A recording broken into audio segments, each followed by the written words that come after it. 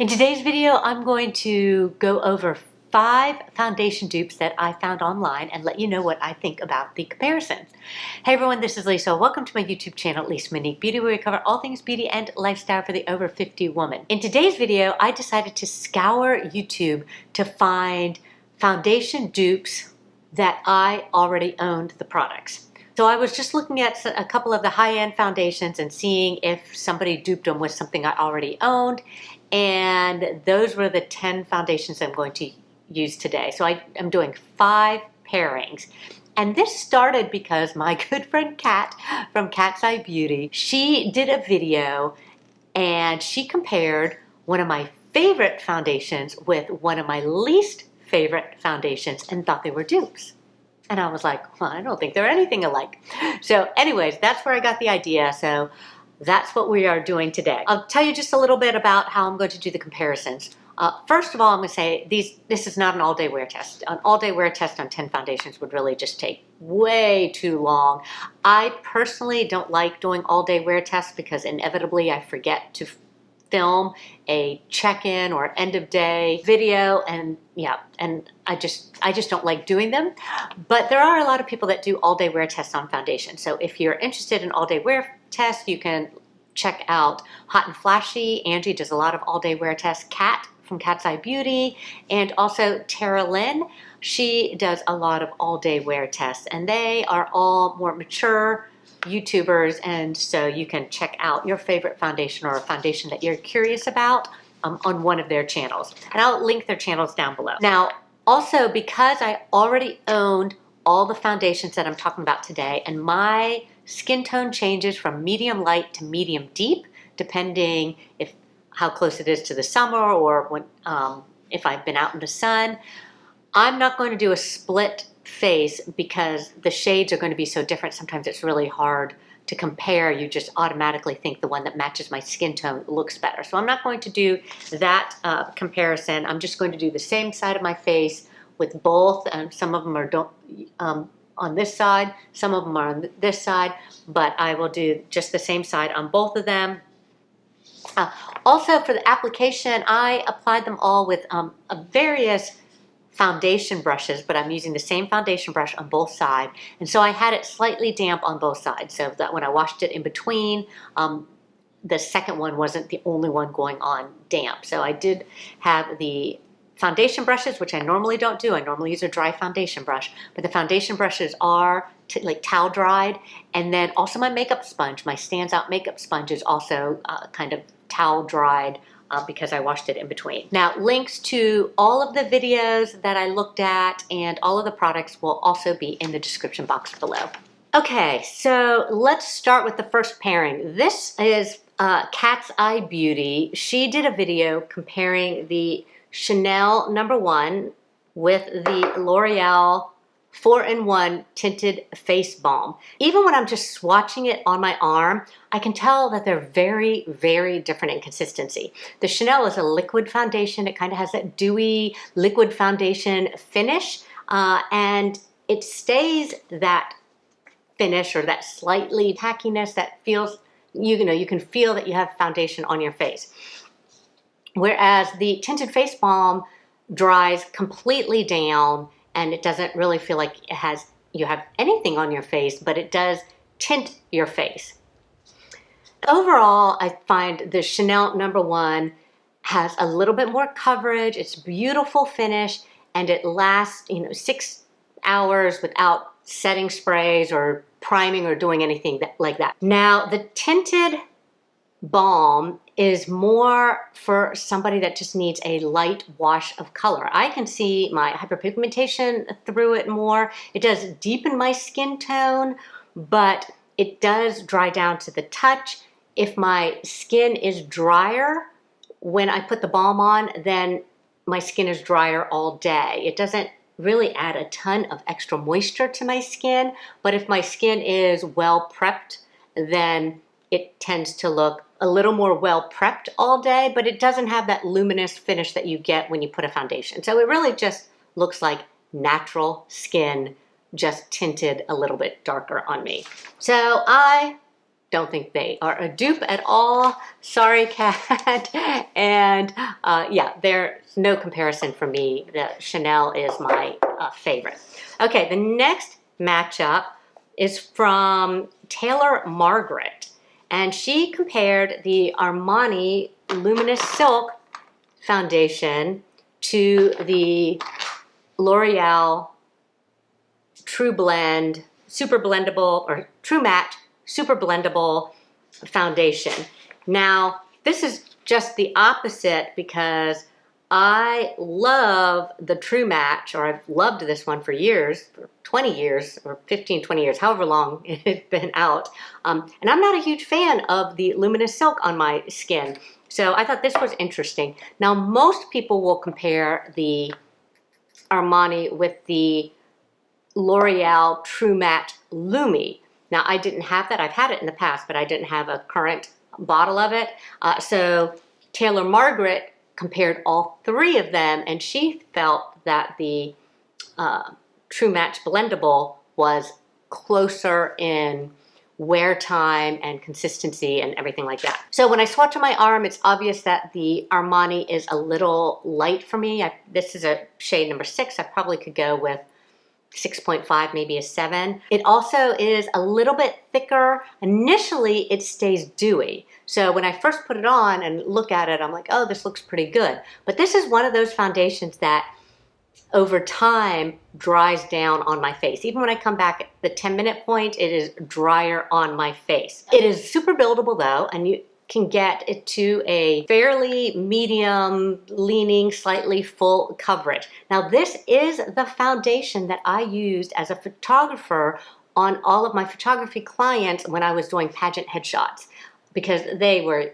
younger, they usually were under 20, and they had beautiful skin, and I did like the coverage for photography on the younger skin. But on me, you know, you have, I don't know, it's almost like a grid pattern, like dried clay or dried mud on a mud flat on your skin. And I never realized that before until I used this foundation, because the way it sits on my face and kind of dries down, it accentuates those lines. I literally, you know, after about an hour or two, I still cannot stand this foundation on my skin, but so many people, it's their ride or die. So it's very strange. I do have normal leaning dry skin. Okay, like I said, the True Match has been my foundation of choice for, gosh, since my 30s. I mean, I used this foundation exclusively for 10 or 15 years until I was introduced to Charlotte Tilbury, and then I did the switch over. But this is a beautiful shade. This is W6. Previously, I used W4, but I went a little bit darker as my skin got a little bit darker. At the 10-minute point, I think it's gorgeous. At the 6-hour point, I think it's gorgeous. It really is my one of my favorite foundations, and I would have to put it in one of my top 5 of all time foundations. Maybe I should do a video for that. It definitely would be in my top 5. So, do I think they're a dupe? I think if you have good skin, you know, just looking at it from a distance or whatever, you know, you're not looking at it up close like I am, they could be. But if you have drier skin and this kind of dries you up like it does me, then they're not a dupe at all. This one just ends up looking horrible on my skin. Okay, the next pairing is from Schwinese Rose. And she compares KVD Apple Balm to the CoverGirl Olay Simply Ageless Foundation. And there are actually a lot of videos that compare these two. So thought I would give it a shot. Now, the one thing with the CoverGirl, I don't think it has a lot of good shades. So it's hard for me to find a shade match. So I have the 260 Classic Tan, and then I also have the 245 Warm Beige, which was too light. I think mixing these two probably would be the best shade, but I'm going to use the Classic Tan today, which is just slightly darker.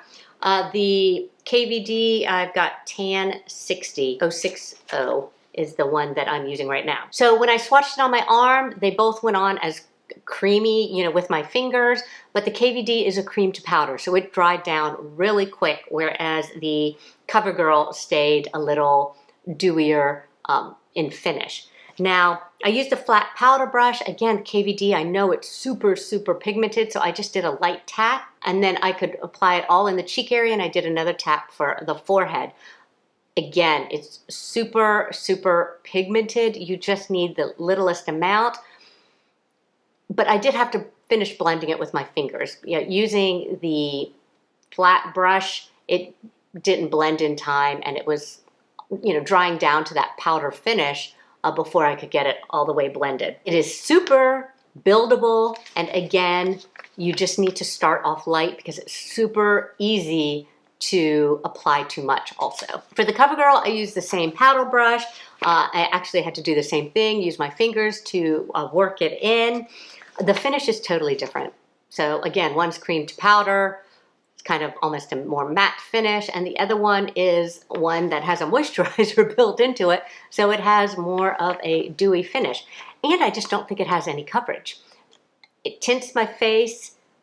I feel like it's closer to that L'Oreal tinted balm as far as it tints the face, but it really did not give a lot of coverage, and I could not build it up. So I'm not convinced that those are a dupe either. Maybe, again, from a distance after you get it all on, but I mean, you could say that with any foundation, right? Put 2 foundations on, get it on, go from a distance. Lots of foundations look good. Okay, so the next matchup is from Juicy Jazz, and it is the It Cosmetics CC Cream and the e.l.f. Camo CC Cream.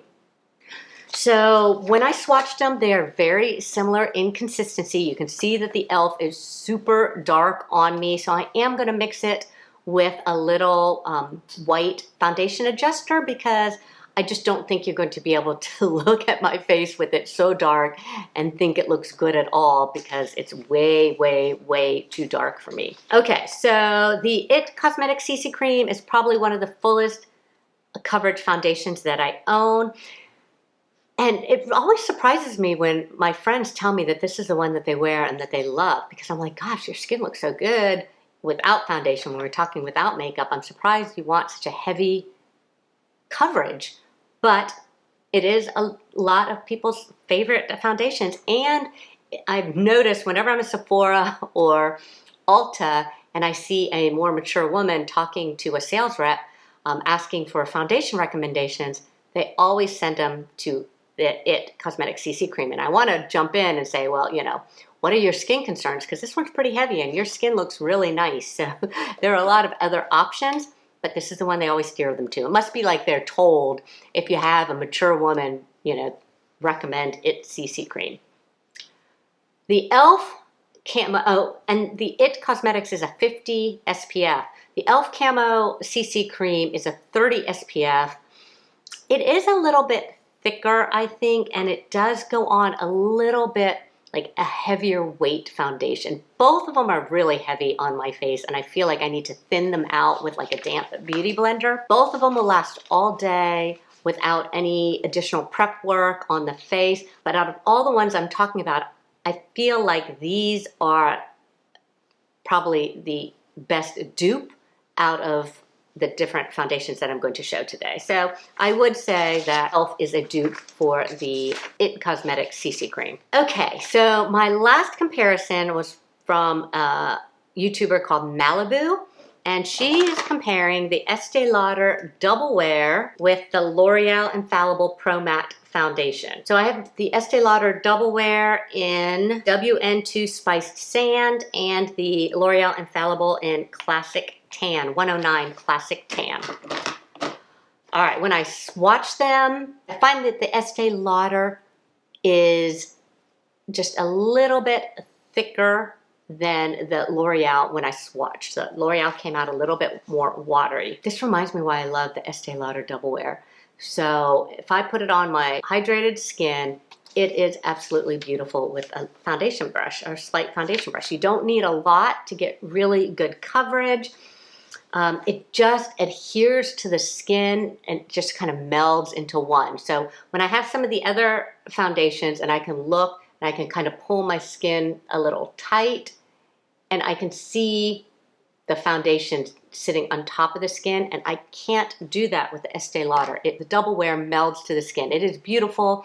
It is long lasting without any additional setting, but then if you put any sort of setting spray on it, I mean, you can get 12, 16-hour wear out of it. It is lovely. It is, again, I would be adding it to my top 5 foundations of all time. As far as the L'Oreal, it is thinner going on, and it has some nice coverage, and it is long lasting, but it feels totally different. It dries down and it is matte, whereas Estee Lauder is a natural finish. It's not a radiant finish, but it's natural, so it's not flat.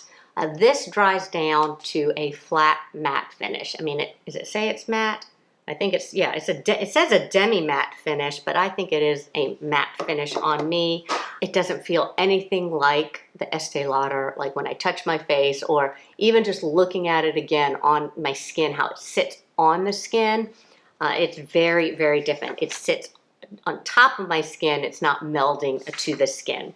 So, in summary, as far as dupes, I think the only really close dupes are these two, are the IT Cosmetics and the e.l.f. I think the Tinted Face Balm and the CoverGirl Olay are close dupes, but we're not really trying to dupe 2 drugstores, but they're both just skin tints to me. They don't really provide a lot of coverage for my hyperpigmentation.